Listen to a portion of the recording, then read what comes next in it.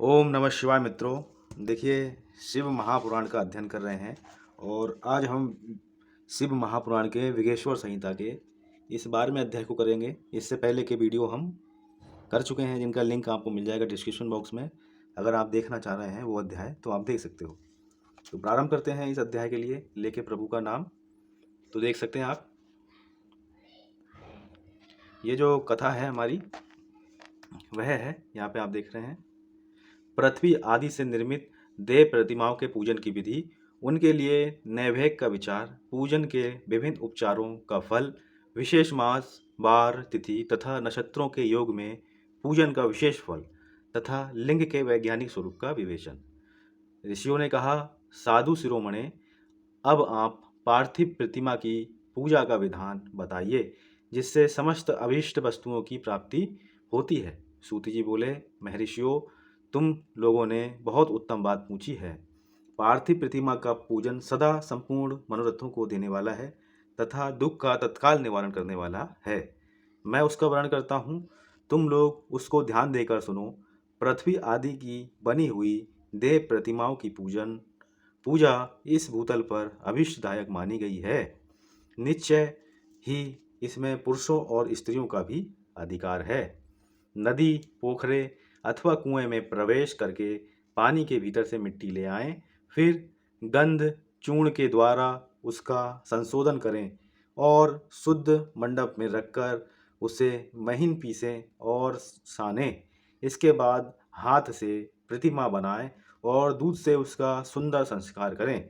उस प्रतिमा में अंग प्रत्यंग अच्छी तरह प्रकट हुए हों तथा वह सब प्रकार के अस्त्र शस्त्रों से संपन्न बनाई गई हो। तदनंतर उसे पद्मासन पर स्थापित करके आदर पूर्वक उसका पूजन करें। गणेश, सूर्य, विष्णु, दुर्गा और शिव की प्रतिमा का, शिव का एवं शिवलिंग का द्विज को सदा पूजन करना चाहिए। षोडशोपचार पूजन जनित फल की सिद्धि के लिए 16 उपचारों द्वारा पूजन करना चाहिए। पुष्प से पोषण और मंत्र पाठ द्वारा अभिषेक करें। अगहनी के चावल से नैवेद्य तैयार करें। सारा नैवेद्य एक कुड़प लगभग पाव भर होना चाहिए।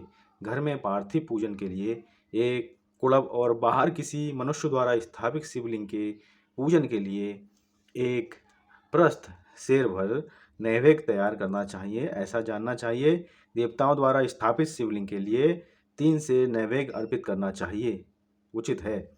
और स्वयं प्रकट हुए स्वयंभू लिंग के लिए 5 शेर। ऐसा करने पर पूर्ण फल की प्राप्ति समझनी चाहिए। इस प्रकार सहस्त्र बार पूजा करने से द्विज सत्यलोक को प्राप्त कर लेता है। 12 अंगुल चौड़ा, इससे दूना और 1 अंगुल अधिक अर्थात 25 अंगुल लंबा तथा 15 अंगुल चौड़ा जो लोहे या लकड़ी का बना हुआ पात्र होता है, उसे विद्वान पुरुष शिव कहते हैं। उसका आठवां भाग प्रस्थ कहलाता है, जो 4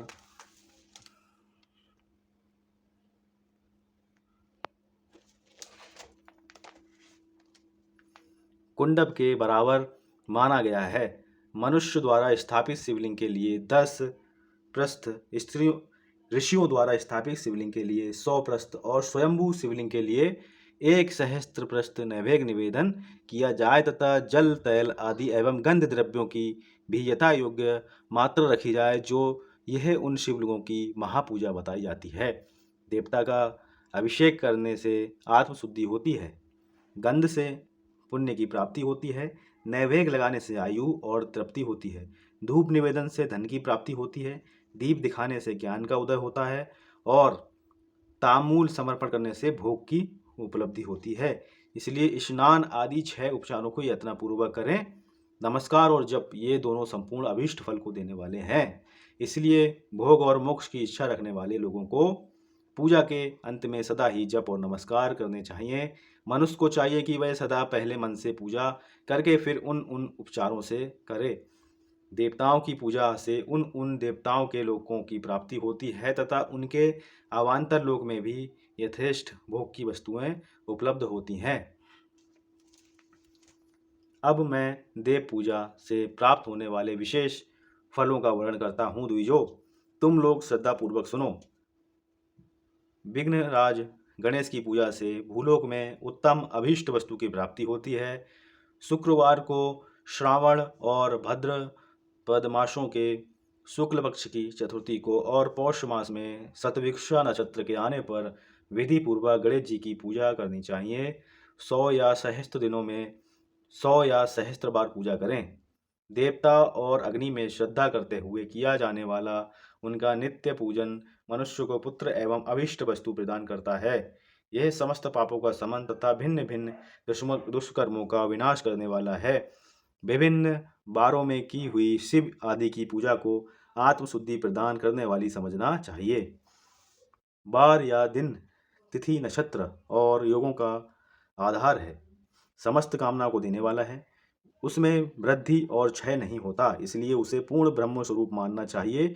सूर्योदय काल से लेकर सूर्योदय काल आने तक एक बार की स्थिति मानी जाती है और ब्राह्मण आदि सभी वर्णों के कर्मों का आधार है।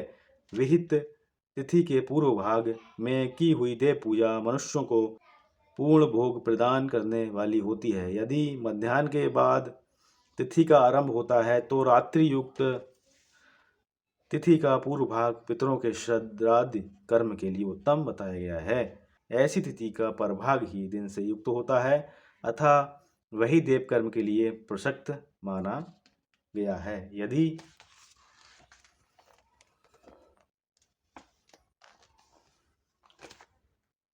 मध्याह्न काल तक तिथि रहे तो उदय व्यापनी तिथि को ही देव कार्य में ग्रहण करना चाहिए।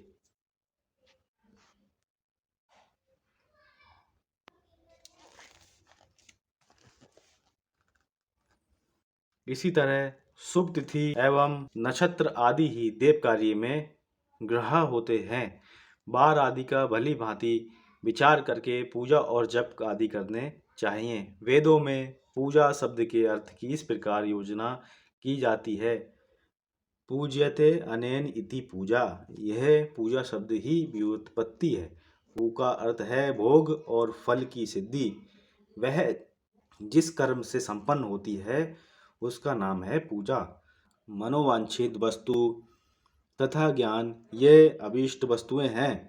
सकाम भाव वाले को अभीष्ट भोग अपेक्षित होता है और निष्काम भाव वाले को अर्थ परमार्थिक ज्ञान, ये दोनों ही पूजा शब्द के अर्थ हैं। इनकी योजना करने से ही पूजा शब्द की सार्थकता है। इस प्रकार लोक और वेद में पूजा शब्द का अर्थ विख्यात है। नित्य और नैमित्तिक कर्म कालांतर में फल देते हैं, किंतु काम्य फल का यदि भली भांति अनुष्ठान हुआ हो तो वह तत्काल फलद होता है। प्रतिदिन एक पक्ष, एक मास और एक वर्ष तक लगातार पूजन करने से उन कर्मों के फल की प्राप्ति होती है और उनसे वैसे ही पापों का क्रमशः क्षय होता है। प्रत्येक मास के कृष्ण पक्ष की चतुर्थी तिथि को ही की हुई महागणपति की पूजा एक पक्ष के पापों का नाश करने वाली और एक पक्ष तक उत्तम भोग रूपी फल देने वाली होती है। चैत मास में चतुर्थी को की हुई पूजा एक मास तक किए हुए पूजन का फल देने वाली होती है और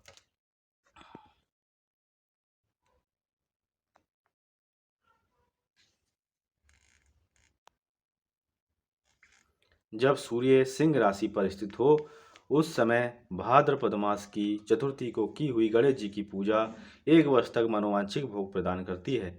ऐसा जानना चाहिए। श्रावण मास के रविवार को हस्त नक्षत्र से युक्त सप्तमी तिथि को तथा माघ शुक्ला सप्तमी को भगवान सूर्य का पूजन करना चाहिए। ज्येष्ठ तथा भद्रपद मासों के बुधवार को श्रवण नक्षत्र में युक्त द्वादशी तिथि को तथा केवल द्वादशी को भी किया गया भगवान विष्णु का पूजन अभीष्ट संपत्ति को देने वाला माना गया है। श्रावण मास में की जाने वाली श्री हरि की पूजा अभीष्ट मनोरथ और आरोग्य प्रदान करने वाली होती है। अंगों एवं उपकरणों सहित पूर्वोक्त गौ आदि 12 वस्तुओं का दान करने से जिस फल की प्राप्ति होती है उसी को द्वादशी तिथि में आराधना द्वारा श्री विष्णु की तृप्ति करके मनुष्य प्राप्त कर लेता है। जो द्वादशी तिथि को भगवान विष्णु के 12 नामों द्वारा 12 ब्राह्मणों का षोडशोपचार पूजन करता है वह उनकी प्रसन्नता प्राप्त कर लेता है। इसी प्रकार संपूर्ण देवताओं के विभिन्न 12 नामों द्वारा किया हुआ 12 ब्राह्मणों का पूजन उन उन देवताओं को प्रसन्न करने वाला होता है। कर्क संक्रांति से युक्त श्रावण मास में नवमी तिथि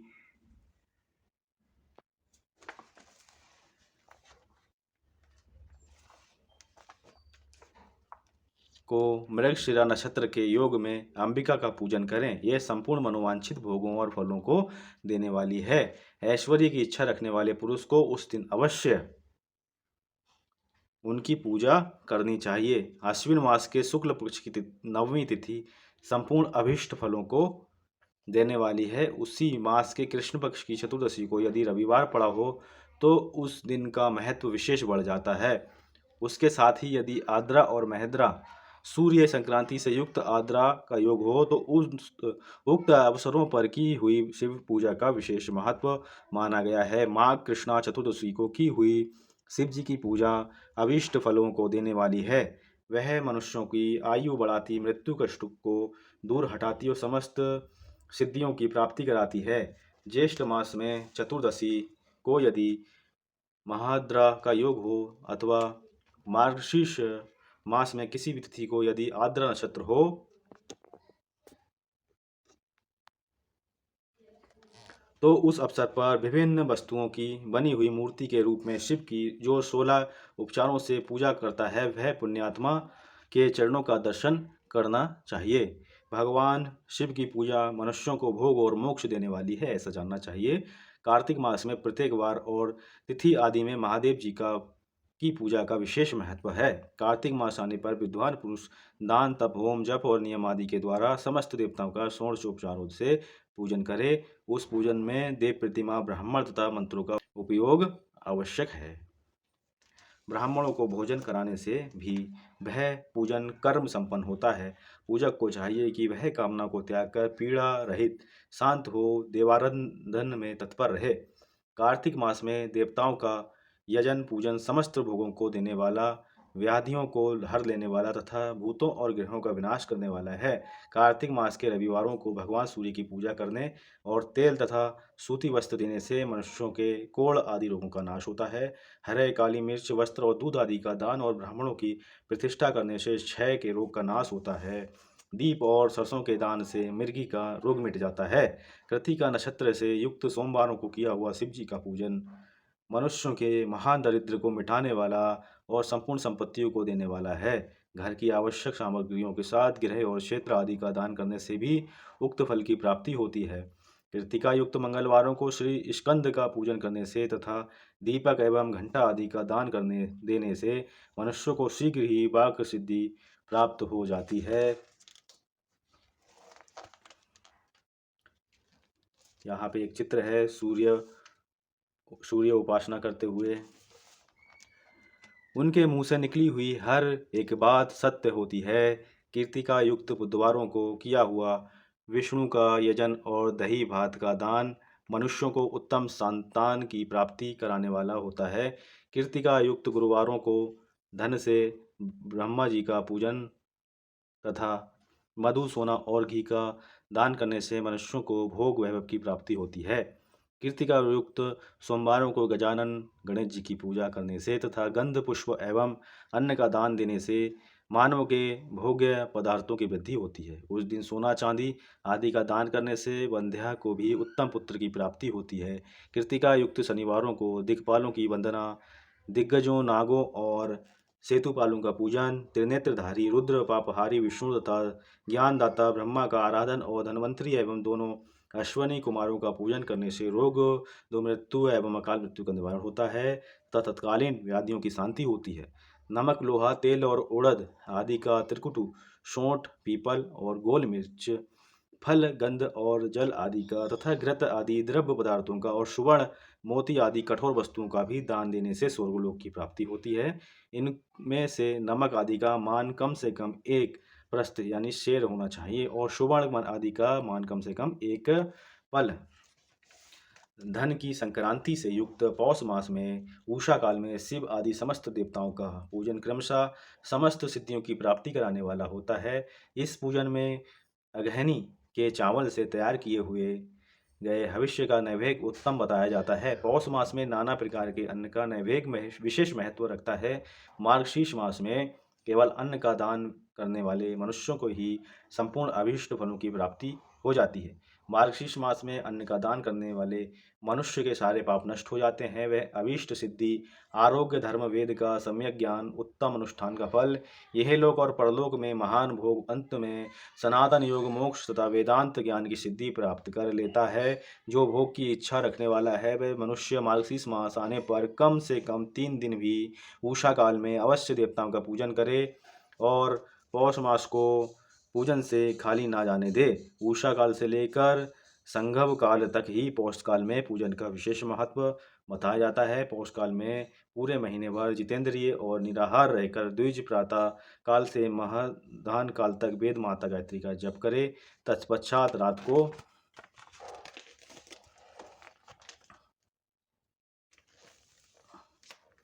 सोने के समय पर पंचाक्षर आदि मंत्रों का जप करे। ऐसा करने वाला ब्राह्मण ज्ञान पाकर शरीर छूटने के बाद मोक्ष प्राप्त कर लेता है। द्विजेतर नर नारियों को त्रिकाल स्नान और पंचाक्षर मंत्र के ही निरंतर जप से विशुद्ध ज्ञान प्राप्त हो जाता है। इष्ट मंत्रों का सदा जप करने से बड़े पापों का भी नाश हो जाता है। सारा चराचर जगत बिंदु नाद स्वरूप है। बिंदु शक्ति है और नाद शिव। इस तरह ये जगत शिव शक्ति स्वरूप ही है। नाद बिंदु इस जगत का आधार है। ये बिंदु और नाद शक्ति और शिव संपूर्ण जगत के आधार रूप से स्थित हैं। बिंदु और नाद से युक्त सब कुछ शिव स्वरूप है, क्योंकि वही सबका आधार है। आधार में ही आधेय का समावेश अथवा लय होता है। यही सकलीकरण है। इस सकलीकरण की स्थिति से ही सृष्टि काल में जगत का प्रादुर्भाव होता है, इसमें संशय नहीं है। शिवलिंग बिंदु नाद स्वरूप है, अतः इसे जगत का कारण बताया जाता है। बिंदु देव और नाद शिव, इन दोनों का संयुक्त रूप ही शिवलिंग कहलाता है। अतः जन्म के संकट से छुटकारा पाने के लिए शिवलिंग की पूजा करनी चाहिए। बिंदु रूपा देवी उमा माता हैं और नाद स्वरूप भगवान शिव पिता। इन माता पिता के पूजित होने से परमानंद की प्राप्ति होती है। अतः परमानंद का लाभ लेने के लिए शिवलिंग का विशेष रूप से पूजन करें। देवी उमा जगत की माता हैं, भगवान शिव जगत के पिता। जो इनकी सेवा करता है उस पुत्र पर इन दोनों माता पिता की कृपा नित्य अधिकाधिक बढ़ती रहती है। वे पूजक पर कृपा करके उसे अपना आंतरिक ऐश्वर्य प्रदान करते हैं।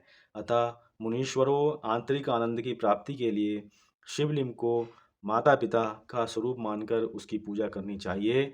भर्ग शिव पुरुष रूप हैं और भार्गा शिवा अथवा शक्ति प्रकृति हैं।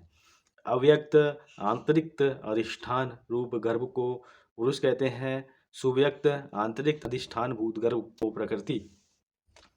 पुरुष आदि गर्भ है। वह प्रकृति रूप गर्भ से युक्त होने के कारण गर्भवान है, क्योंकि वही प्रकृति का जनक है। प्रकृति में जो पुरुष का संयोग होता है, यही पुरुष से उसका प्रथम जन्म कहलाता है। अव्यक्त प्रकृति से महत्वादि के क्रम से जो जगत का व्यक्त होना है, यही उस प्रकृति का द्वितीय जन्म कहलाता है। जीव पुरुष से ही बारंबार जन्म और मृत्यु की प्राप्त होता है। माया द्वारा अन्य रूप से प्रकट किया जाना ही उसका जन्म कहलाता है। जीव का शरीर जन्म काल से ही जीर्ण क्षय भाव विकारों से युक्त होने लगता है, इसलिए उसे जीव संज्ञा दी गई है। जो जन्म लेता और विविध पाशों द्वारा तनाव बंधन में पड़ता है, उसका नाम जीव है।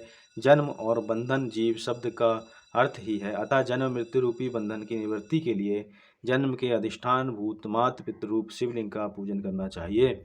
गाय का दूध, गाय का दही और गाय का घी, इन तीनों को पूजन के लिए शहद और शक्कर के साथ पृथक पृथक भी रखें और इन सबको मिलाकर सम्मिलित रूप से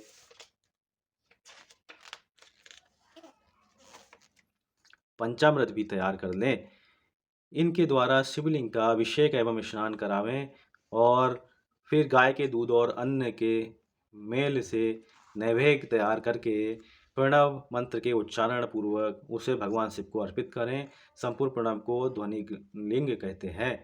स्वयंभू लिंग नाद स्वरूप होने के कारण नादलिंग कहा गया है।